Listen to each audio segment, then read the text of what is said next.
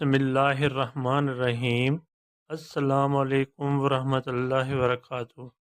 آج کے لیکچر کا آغاز ایک اچھی بات سے کرتے ہیں۔ پیارے بچوں، دنیا میں کامیابی چاہتے ہو تو ماں باپ کی خدمت کرو۔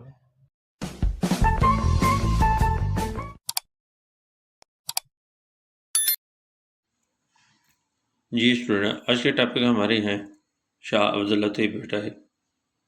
شاہ عبداللطیف بھٹائی جو ہے سبق آسان سندھی کتاب چھٹی جماعت سے گابا ایجوکیشن بک سے لیا گیا ہے۔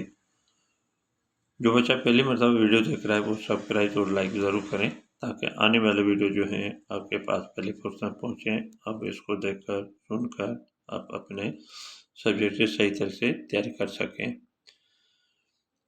خود بھی دیکھیں اور دوسرے دوستوں میں بھی لنک کو شیئر کریں تاکہ ان کے بھی سبجیکٹ میں بہتری آ جائے۔ آئیے ریڈنگ کی طرف۔ شاہ عبداللطیف جی عنوان تے 2 منٹ تقریر کریو۔ شاہ عبداللطیف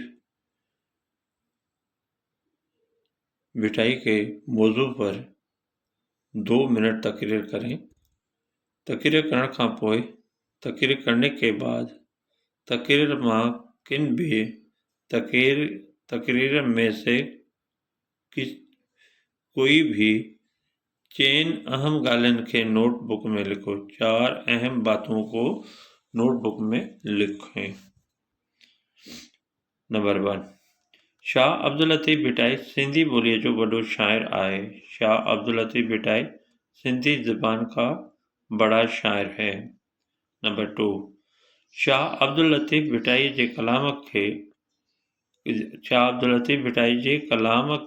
شاہ جو رسالو چئبو آهي۔ شاہ عبداللطیف بھٹائی کے کلام کو شاہ کا رسالہ کہا جاتا ہے۔ نمبر 3، شاہ صاحب جی شاعری میں پیار، امن ऐं سلامتی جي ڳالهه ٿيل آهي۔ شاہ صاحب کے شاعری میں پیار، امن اور سلامتی کی باتیں ہوئی ہیں۔ نمبر 4، شاہ صاحب ایک صوفی بزرگ ہو۔ شاہ صاحب ایک صوفی بزرگ تھا۔ ٹھیک ہے بیٹا، یہ تھا آپ کی ٹاپک جو تقریر کے بعد آپ کو 4 اہم باتیں لکھنی تھی وہ میں نے آپ کو بتا دیا۔